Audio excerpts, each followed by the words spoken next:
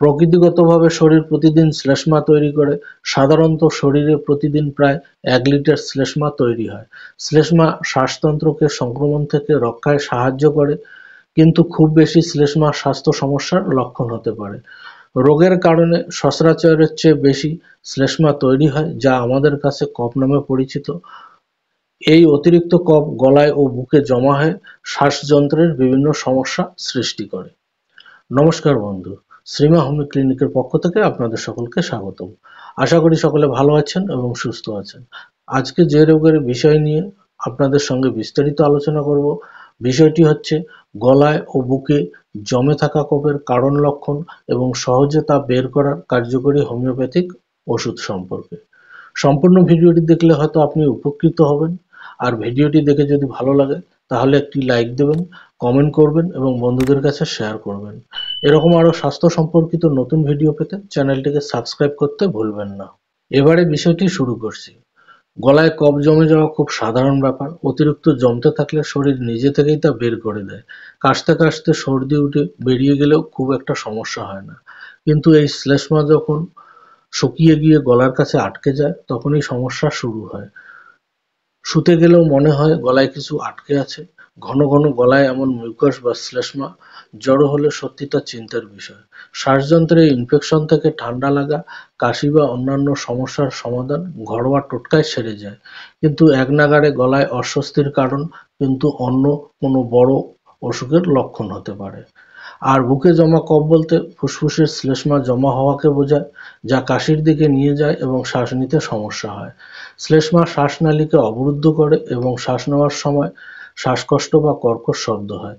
তীব্র সংক্রমণ বা ফুসফুসের দীর্ঘমেয়াদী রোগের কারণেও বুকে কফ জমার সমস্যা হতে পারে। সেই সময় অবশ্যই ডাক্তারের পরামর্শ নেওয়া উচিত। গলায় ও বুকে কফ জমার কারণ। গলায় কিছুদিন অন্তর শ্লেষ্মা জমার অন্যতম একটি কারণ হলো অ্যালার্জি। বিভিন্ন ধরনের অ্যালার্জেন বা ধুলো শরীরে আশ্রয় নিলে মিউকাসের প্রভাব বেড়ে যায়।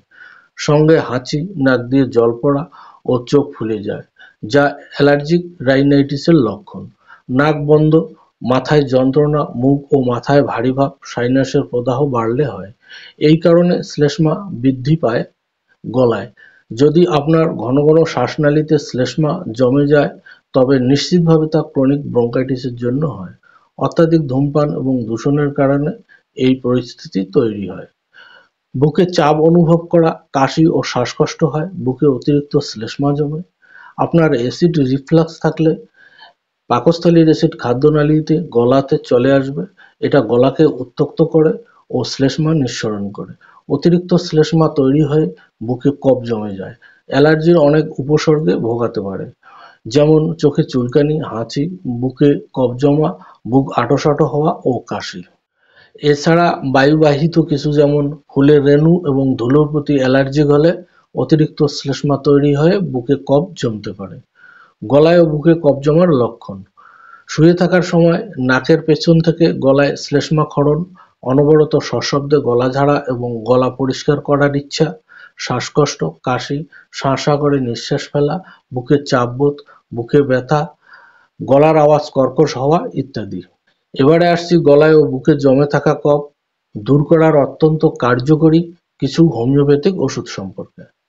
প্রথমে যে ওষুধটির কথা বলবো সেটি হলো আর্জেন্টাম নাইট্রিগাম 30।